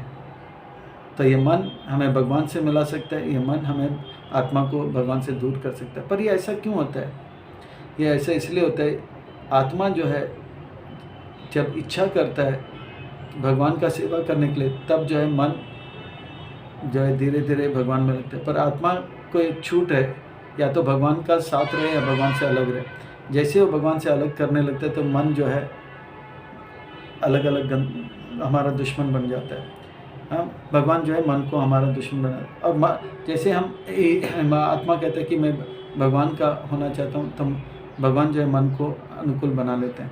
तो मन जो है भगवान अगर हमारा सबसे बड़ा मित्र है, अगर वो भक्त है। मन जो है सबसे बड़ा दुश्मन है अगर हम भक्ति में नहीं है। तो ये मन जो है जब भगवान में नहीं लगा, जब चेत कलु अस्य बंधाय, वो बंधन में डालता है। जब हमारा मन जो है भगवान में नहीं लगता है, चेत कलु अस्य बंधाय गुणेषु सक्तम बंधाय, जब मन जो है संसार में लग जाता है, वो बंधन का कारण हो जाता है। वही मन मुक्ताय चात्मनो मतम, वो हमारा सबसे बड़ा मित्र है अगर वो भगवान में लगता है। रतम वा पुंसी मुक्तया, वही मन जब भगवान में लग जाता है वो मुक्ति का कारण हो जाता है। कहने का तात्पर्य है, बद्ध अवस्था में जीवात्मा का मन अपवित्र रहता है। अपवित्र मन हमारा दुश्मन है, पवित्र मन हमारा मित्र है। तो ये मन जो है शुद्ध होता है, अपवित्र होता है। तो ये मन जो है जब पवित्र हो जाता है, पवित्र हो जाता है तो हमारा मित्र हो जाता है। और वो पवित्र मन से जो है हमारा हृदय के अंदर जो है काम, क्रोध, लोभ, मोह, मत्सर्य दूर हो जाता है।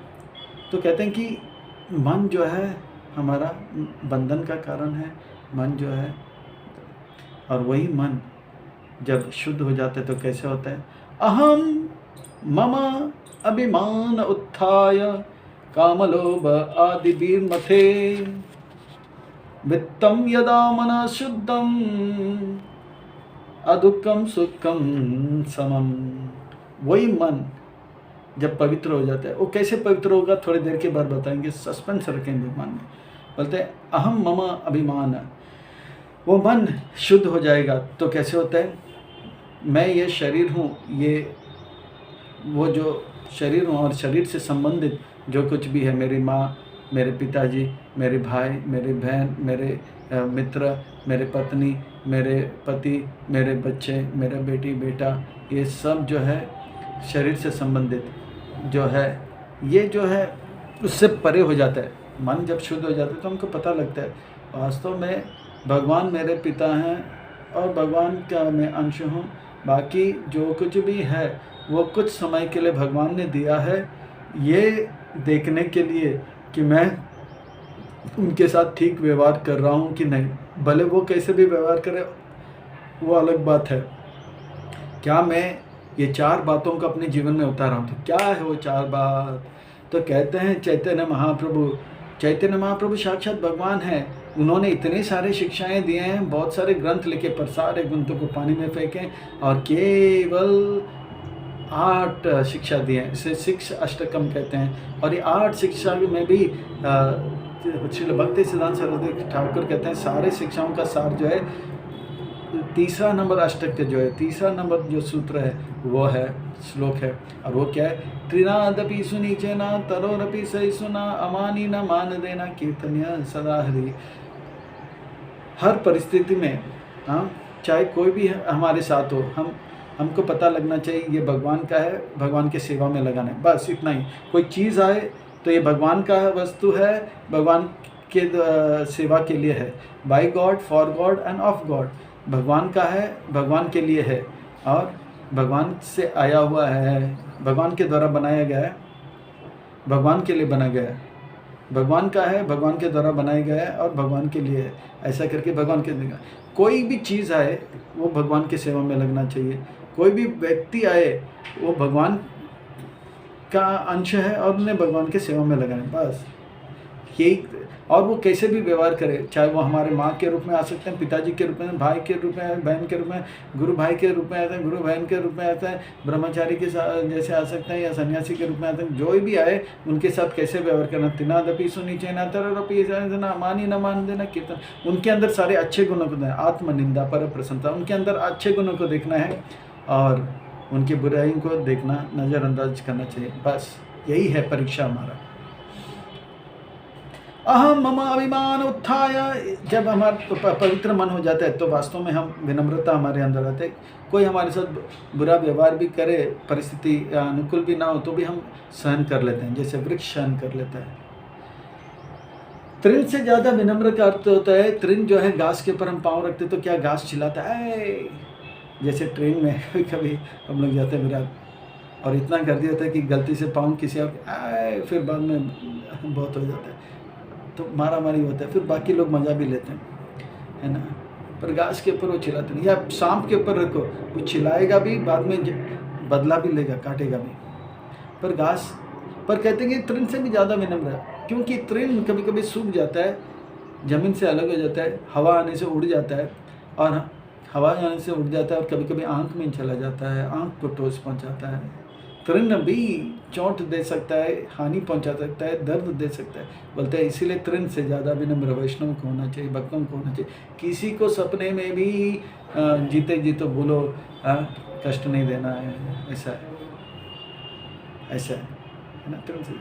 और वृक्ष देखो, वृक्ष फल देता है, आम का वृक्ष है, केले का वृक्ष है, सफरचंद का वृक्ष है, वो केला देता है हाँ, पर वो केला खाता नहीं है, केला का पेड़ केला नहीं खाता है, आम का पेड़ आम नहीं खाता है, वो देता है, देना उनका स्वभाव है, छाँव देता है। पर कोई मारता है, थूकता है, पेशाब करता है, पत्थर फेंकता है, कुछ नहीं बोलता है। इसी प्रकार के सहनशीलता, वृक्ष सहनशील है, देने का भाव है, उसी प्रकार से वृक्ष। फिर औरों को मान देना चाहिए, हाँ, औरों को मान देना चाहिए, ठीक है, हरे कृष्णा, आप भगवान का अंश हो, परमात्मा आपके साथ है, इसलिए हरे कृष्णा।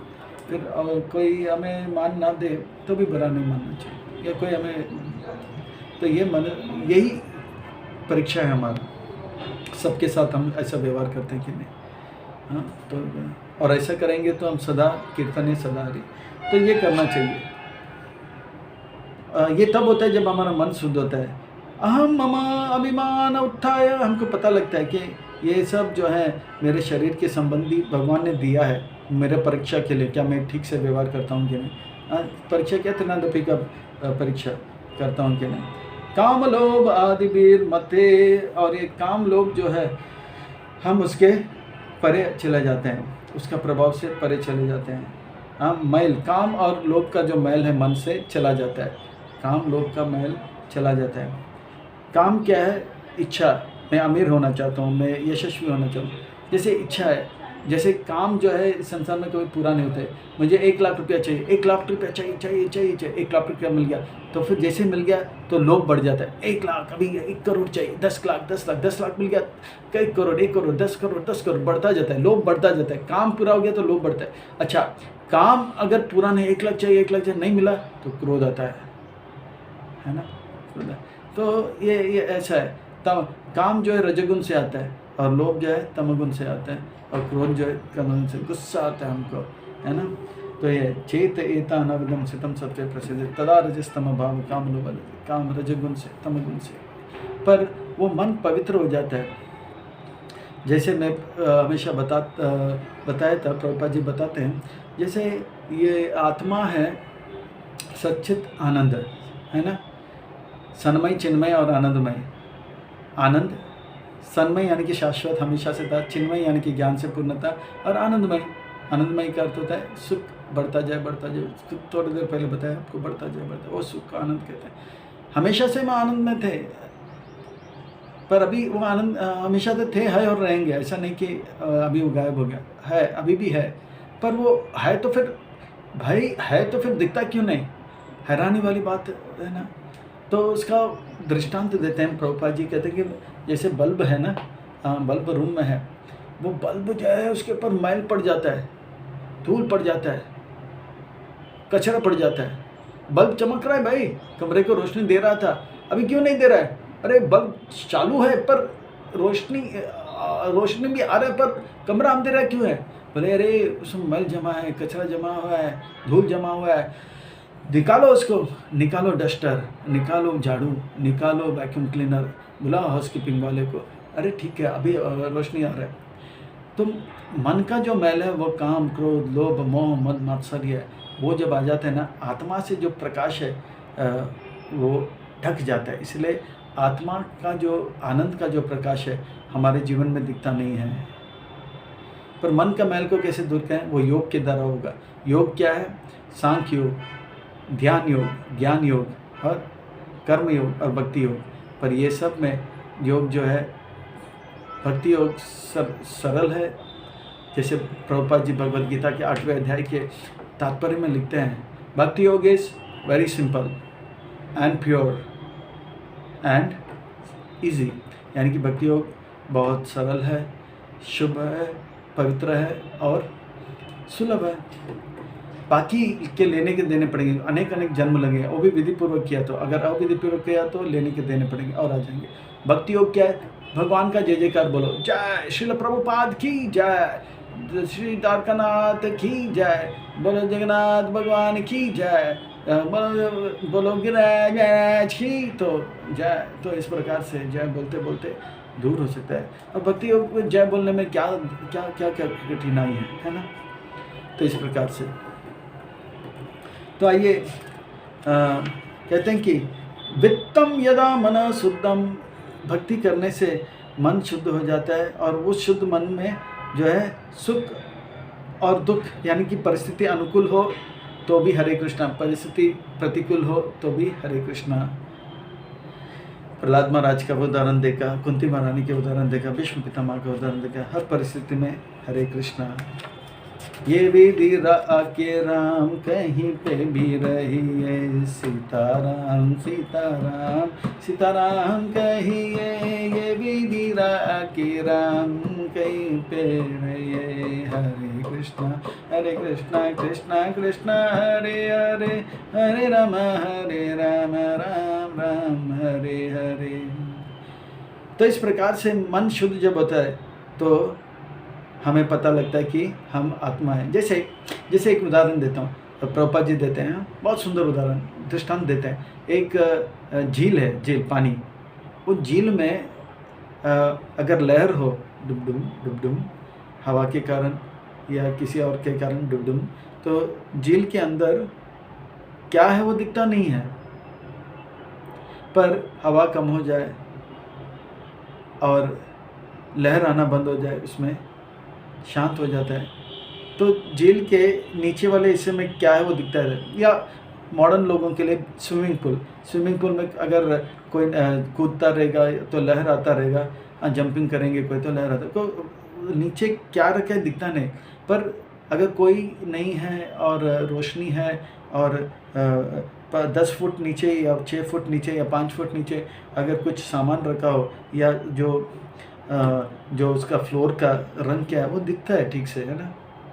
इसी प्रकार से मन जब रजगुण और तमगुण से रहता है चंचल, तो पता नहीं लगता है कि हम आत्मा है कि परमात्मा है कि नहीं।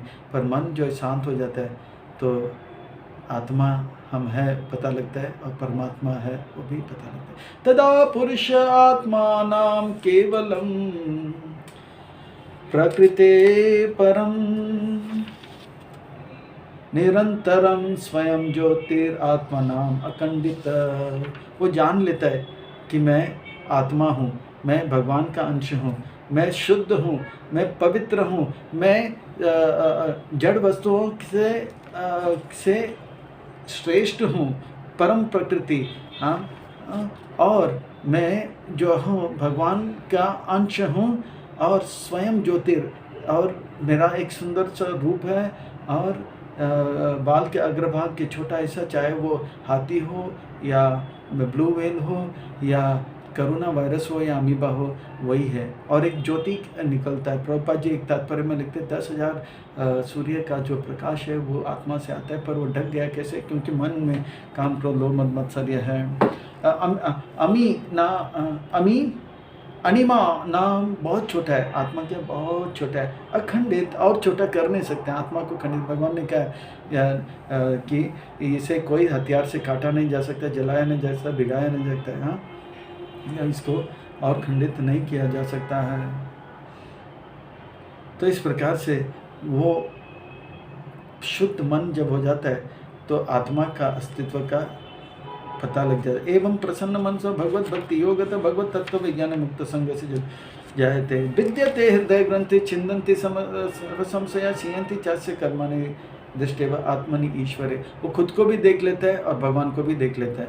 जब मन शांत हो जाता है तो शांत हो जाता है, शांत। और इस प्रकार से पर वो इस प्रकार से मैं आत्मा हूँ कब जानेगा, इस प्रकार से उसका मन कब शुद्ध होगा, उस प्रकार से आत्मा साक्षात्कार कब होगा, तो कहते हैं जब वो भगवान का भक्ति करेगा।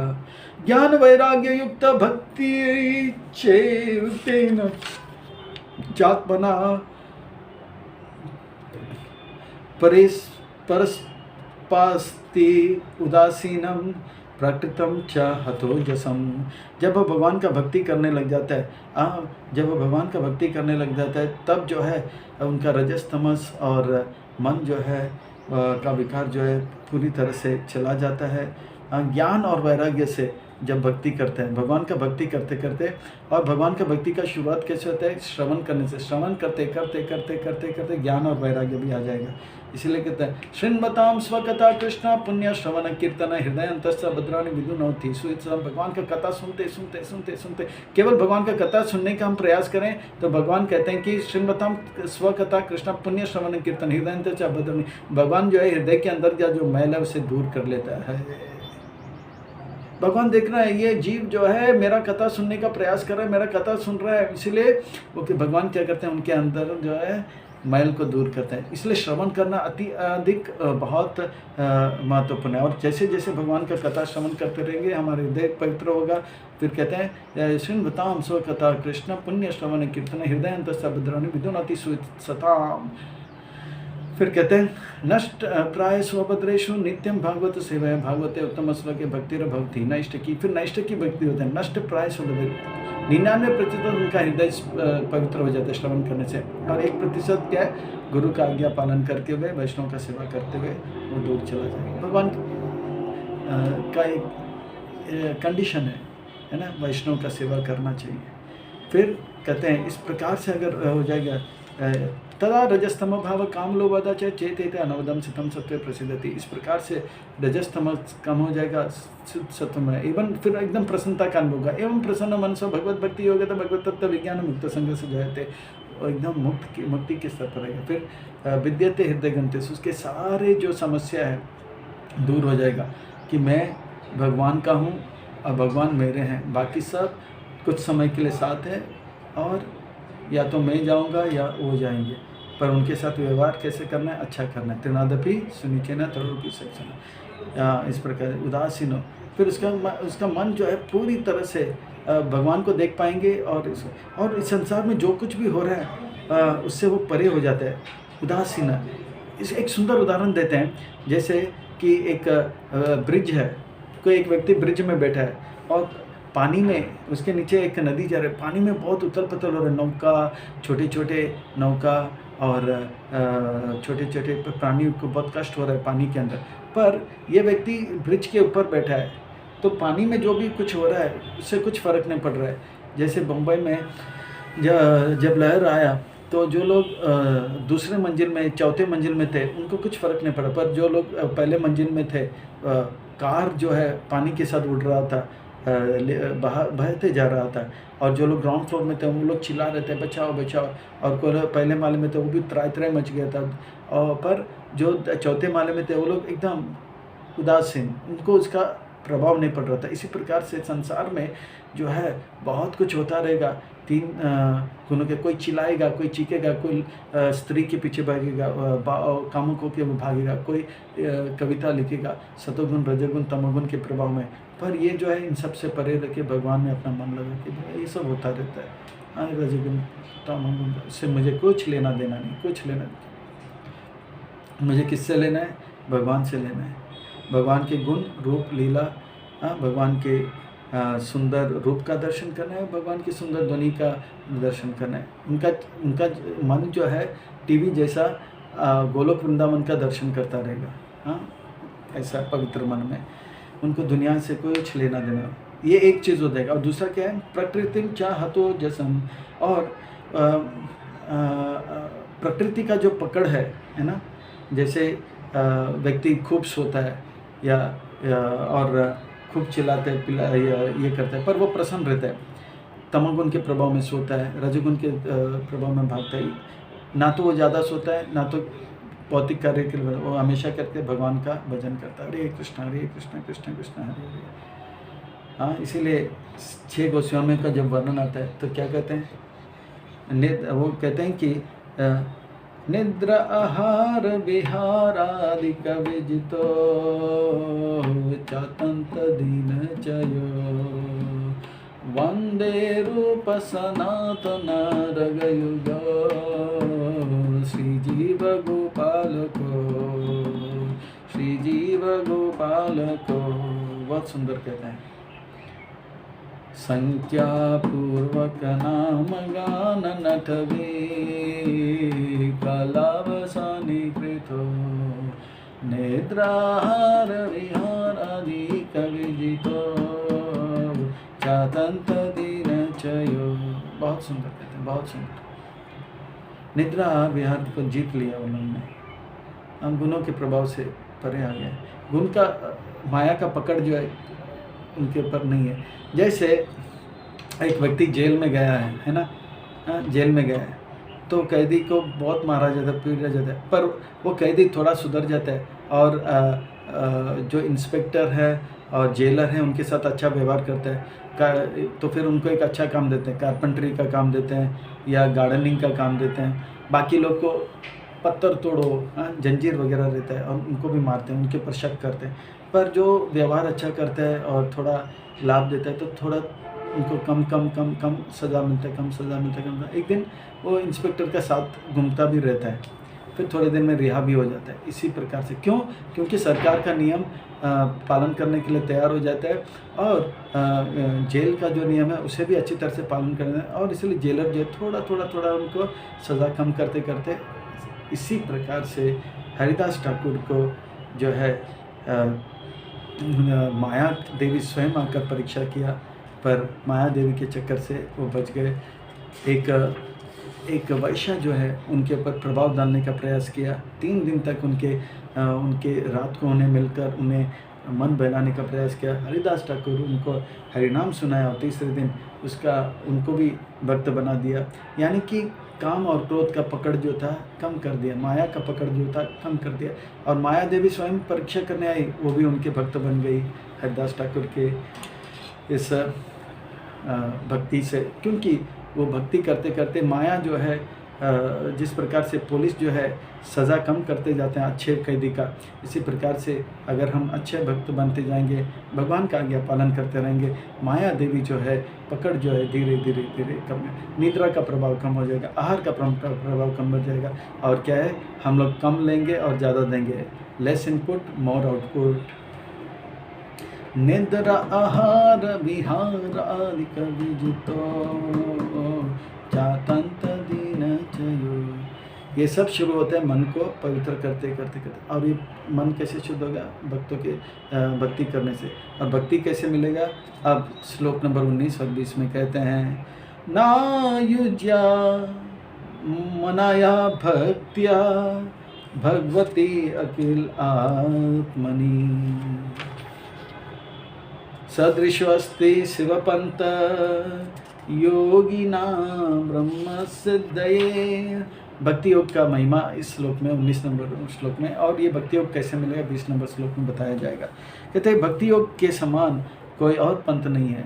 मन को पवित्र करने में, आत्म साक्षात करने में, भगवत साक्षात करने में भक्ति योग जैसे और कोई विधि नहीं है। भगवता हमें आत्मा साक्षात के चरम उत्कृष्ट स्तर तक लेके जाने में, चरम लक्ष्य तक लेके जाने में यही सर्वश्रेष्ठ विधि है। ज्ञान योग है, ध्यान योग है, ये सब जो है बहुत क्लेश से भरा हो। क्लेशो अधिकतर तेषाम, भगवान खुद कहते हैं। तो ये भक्ति योग कहते हैं सुसुखम कर्तम अभ्यम। एक छोटा बच्चा भी नाचने लग जाता है भगवान के सामने। नाचने से क्या होता है? भगवान कहते हैं वो व्यक्ति जो मेरे सामने नाचता है वो मुझे खरीद लेता है। देखिए, मोबाइल आप खरीदोगे, आप कैमरा खरीदोगे, टेबल खरीदोगे, घर खरीदोगे, बंगला खरीदोगे, गाड़ी खरीदोगे, बहुत कुछ खरीदोगे, तो भगवान को कोई खरीद सकता? भगवान कहते हैं मेरे सामने कोई नाचेगा तो फिर ताली बजाने से भगवान के नाम कीर्तन में ताली बजाने से दुख दूर हो जाता है। भगवान का जब जय जयकार करते हैं, बोलो द्वारकानाथ की जय, बोलो जय गिरिराज महाराज की जय, तो क्या होता है, हमारे जो है कलमश बहुत सारे दूर हो जाते हैं। Even child can take part, भगवान प्रभुपाद जी बोलते हैं भगवान का नाम लेने में एक बच्चा भी शामिल हो जाता है। देखिए ये भक्ति का मार्ग है ना, बहुत सुख का मार्ग है, इसीलिए कहते हैं सदृशो अस्ति शिव पंथ, सुख का मार्ग है। नाचना गाना खाना भी, खाते खाते खाते भक्त लोग भगवान का धाम जाएंगे। बाकी जो मार्ग है, ज्ञान मार्ग में, ध्यान मार्ग में बहुत सूखा सूखा खाना पड़ेगा, कम खाना पड़ेगा। पर कहते हैं कि हमारे भक्त लोग रसगुल्ला खाते खाते खाते भगवत धाम चलें, क्योंकि रसगुल्ला खाते खाते रसगुल्ला को पहला प्रणाम करेंगे, रसगुल्ला को परिक्रमा करेंगे, फिर रसगुल्ला को प्रणाम करके फिर प्रसाद के रूप में पाएंगे। ऐसे भक्त लोग जो है भगवत धाम चले जाएंगे। और ऐसे भक्ति करते करते स्खलित भी हो जाए, गिर भी जाए, तो बाकी भक्त लोग जो है उसे उठाते हैं और वापस, तो बाकी मार्ग में ध्यान पूर्वक भी जाए तो भी पतन हो जाता है। पर ये भक्ति के मार्ग में अंधा बनकर केवल भक्तों के संग में रहो, कभी कभी ऐसा हो जाता है हम लोग भक्तों के संग में हैं, कुछ पता नहीं लग रहा है, दिन है कि रात है, आज सोमवार है, मंगलवार है, गुरुवार है और एकादशी है, वो भी पता नहीं लगता है। पर भक्तों के संग में हम रहते हैं, अरे आज क्या है, आज एकादशी है, तो भक्त लोग बोलते हैं आज एकादशी, तो एकादशी, मतलब हमको कुछ पता नहीं है। अंधा आँख बंद करके रहो, फिर भक्तों के संग में रहने से अच्छा एकादशी है, ठीक है एकादशी वो लोग कर रहे थे हम भी कर लेंगे, ऐसा हो जाता है ना।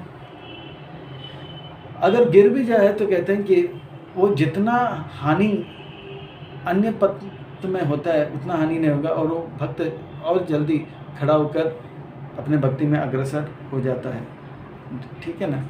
तो इस प्रकार सुसुकम करते हैं। अभी हम योगी नाम ब्रह्म सिद्ध है, और ब्रह्म सिद्धि को प्राप्त करने के इससे बड़ा कोई सुनना। और ये शिव पंथ है, शिव पंथ यानी कि पवित्र पंथ है, सुलभ है और सुसुकम करतम अव्ययम। नाचना गाना खाना किसको अच्छा नहीं लगता है, सबको अच्छा लगता है ना। तो ये भक्ति का मार्ग है, सुसुकम करतम। शुरू में भी सुख है और ज़्यादा करेंगे तो और ज़्यादा सुख है ना। सुंदर प्रवचन सुनो, सुंदर कीर्तन सुनो, करते करते फिर कहते हैं ये भक्ति कैसे मिलेगा, तो कहते हैं भक्ति भक्तों का संग मिलेगा।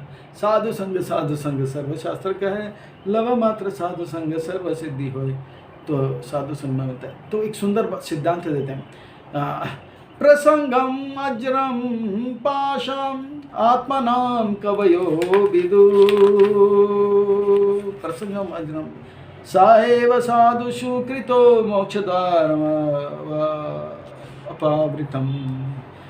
कवियों विदु, बुद्धिमान लोग जानते हैं कि प्रसंग, अभक्तों का संग, भौतिकवादियों का संग, कर्मियों का संग, संसार वालों का संग जो है आत्मा का बंधन का कारण बनना। अजरम पाशम, अजरम यानी कि बहुत बड़ा झंझान में डाल देता है। अजरम पाशम, अजरम प्रासंग परसंगम, ये दुनिया वालों का संग में, कुसंग में। हाँ, जैसे एक दृष्टांत देते हैं, एक बार एक शिकारी बहुत थक गया था और जंगल में था, तो प्यास लगी थी, थक गया था, सो गया, भूख भी लगा था, कमजोर था, सो गया। धूप लग रहा था, हंस स्वभाव से आया था, देखा क्या रहे इसको धूप लग रहा है, तो हंस अपना पंख फैलाया और उनको छाव दिया। तो हंस आया तो आया, उतने में एक कौवा भी आ गया। हंस आया तो आया, एक कौवा भी आया, और कौवा आया, वो बहुत खा पी कर आया था, है ना, कुछ तो मिला था उसको, कचरा वचरा खा के आ गया और उसका पेट में गड़बड़ हो गया, तो उससे रहा नहीं गया। तो हंस सोचा कि ये कौवा भी आया, इसको भी छाव देता हूँ, उसको भी छाव देता। भगाना चाहिए था पर भगाया नहीं, ये उनका गलती हो गया, आगे जाके पता लग गया इसका क्या। तो हंस ने उसका कौवे को थोड़ा साथ दिया, संग दिया, उसका परिणाम क्या होगा थोड़ा देखते हैं हम। तो कौवा ने कर दिया अपना काम, और वो थका हुआ, कमज़ोर वो शिकारी जो था परेशान हो गया, ये नींद मेरा किसने बिगाड़ दिया। फिर देखा सर के पर गरम गरम, मुलायम मुलायम, गीला गीला। फिर देखा ऊपर, बोला ये हंस नालायक, एक तो कर दिया अपना काम और छाती थान कर हंक फांक फैला के खड़ा हुआ है। लिया धनुष, वो कमज़ोर था, गुस्से में था, लिया धनुष बाण और तीर लगाया धनुष में, छोड़ा और मार दिया। मरते मरते हंस ने एक ही प्रश्न पूछा, मेरा क्या गलती है, मैं तो आपको छांव दे रहा था।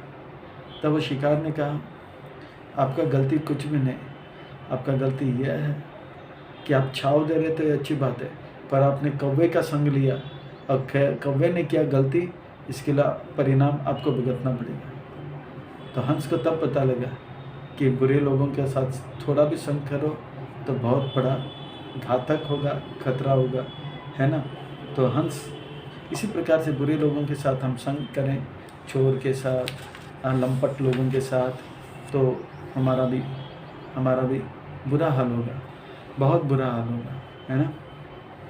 टेररिस्ट लोगों के साथ, भले उनके साथ मारपीट नहीं करें पर उनके पुलिस पकड़ लेगा, तो इस प्रकार से। पर साधु का संग करने तो क्या होगा, स एव साधु सुकृत्व मोक्ष द्वारम अपवृतम। एक बार एक चोर घूम रहा था, पर उसने में खबर आ गया, डिंडोरा पीट रहा था कि राजकुमारी विवाह करना चाहती है, पर साधुओं के साथ विवाह करनी चाहती है, साधुओं के साथ विवाह करनी चाहती है। जितने भी साधु हैं इस नगर में, शहर में, इस राज्य में, कल मंदिर के प्रांगण में उपस्थित हो जाए। सुनिए सुनिए सुनिए। तो इस प्रकार से सावधान। तो साधु, तो ये चोर सोचा, इतना दिन तो मैंने सेविंग तो नहीं किया, चलो मेरा भी दाढ़ी बन गया। तो वो अपना साधु जैसा कपड़ा, फिर देखा साधु वाला कपड़ा किधर है। 2-3 साधु लोग सो रहे थे, तो उनका कपड़ा ले लिया, डाल दिया। सुबह स्नान वान कर लिया, सब साधु लोग जा रहे थे लाइन में, सब लोग बैठे थे, सब साधु बैठ गए थे। साधु उनके बीच में वो भी आके बैठ गया। उनको आने में लेट हो गया क्योंकि आदत नहीं था जल्दी उठने का, तो थोड़ा, तो सब लाइन में थे। फिर राजकुमारी आई, पहला साधु को बोला, आप में से साधु करें, वो नाम बोला, क्योंकि साधुओं को बुलाया तो सब साधु को आना पड़ा, क्योंकि ये राजा का, नहीं तो राजा उन्हें सज़ा दे सकते हैं। तो सब साधु बैठे थे, पर राजकुमारी को पहला साधु ने नाम बोला, दूसरा साधु ने नाम बोला, तीसरा साधु, ये था 200 नंबर में उनका नंबर लग रहा था। तो ये सोच रहे थे, ये लोग नाम क्यों बोल रहे हैं, इतना सुंदर राजकुमारी है, इतना राज्य है, धन है, तो मैं तो हाँ बोलकर जल्दी लूँगा, ये लोग उनमें से किसी ने हाँ बोल दे तो मेरा तो नंबर चला जाएगा। करते करते करते सब लोग नाम बोलते जा रहे, नाम होता है 100 पे। तब तक उसको जिज्ञासा होने लगा, ये साधु लोग क्यों छोड़ रहे हैं, जरूर उनके पास कुछ ऊंचे कोटि का सुख होगा, जो कि इस प्रकार का सुख को त्याग रहे हैं। करते करते करते उसने हाँ बोलो ना बोलो, ना बोलो हाँ बोलो, हाँ बोलो, करते करते करते करते जैसे ही उनके निकट आया तो सोचा कि मैं भी ना बोलूँगा, मैं भी साधु बन जाऊँगा। और जैसे ही रानी आया विवाह करने के लिए, बोला ना मैं नहीं शादी करूँ। देखो साधु के संग में आते आते आते आते वो भी बन गया साधु, फिर बाद में वो भी भक्ति करने लगा। तो यह है संग का प्रभाव, संग का प्रभाव। तो अच्छे संग में रह के, साधु के संग में रह के हमें अपना जो है जीवन को सार्थक करना है। और साधु संग सर्व सार्थक। थोड़ा भी साधु का संग हो तो जीवन सार्थक हो जाएगा और हम भक्ति करने लग जाएंगे। तो भक्ति आरंभ होता है साधु संग से, और साधु संग से हम भक्ति करेंगे। भक्ति करते करते करके मन पवित्र होगा, मन पवित्र होगा तो हमें पता लगेगा कि हम आत्मा है, और मन और शुद्ध होते जाएगा तो हम काम क्रोध के प्रभाव से मुक्त हो जाएंगे और भगवान को और आत्मा को हम आत्मा है इसका दर्शन कर पाएंगे और भक्ति में परम आनंद का अनुभव करेंगे। इतना आनंद का अनुभव करेंगे, सुख दुख का हमें कोई चिंता ही नहीं रहेगा। हम सुख दुख के परे आनंद के स्तर पर आ जाएंगे। यह है शिक्षा आज के लिए कपिल मुनि के द्वारा देवहूति माता को। और इसी प्रकार से हमें भी चाहिए प्रभुपाद जी के संग को पूरा लाभ लें, उनके ग्रंथों का पूरा लाभ लें और काम क्रोध के चंगुल से बचें। मन को पवित्र करके हम जो अपने जीवन को सार्थक करे। हरे कृष्णा कृष्णा कृष्णा हरे हरे, हरे राम राम राम हरे हरे। श्रील प्रभुपाद की जय। ग्रंथराज श्रीमद् भागवत महापुराण की श्रीमद् भागवतम सप्ताह महोत्सव की जय। श्रील प्रभुपाद 125वां दिव्य व्यास पूजा महोत्सव की जय। जय जय श्री राधे श्याम, सबको मिले श्री वृंदावन धाम। हरे कृष्णा।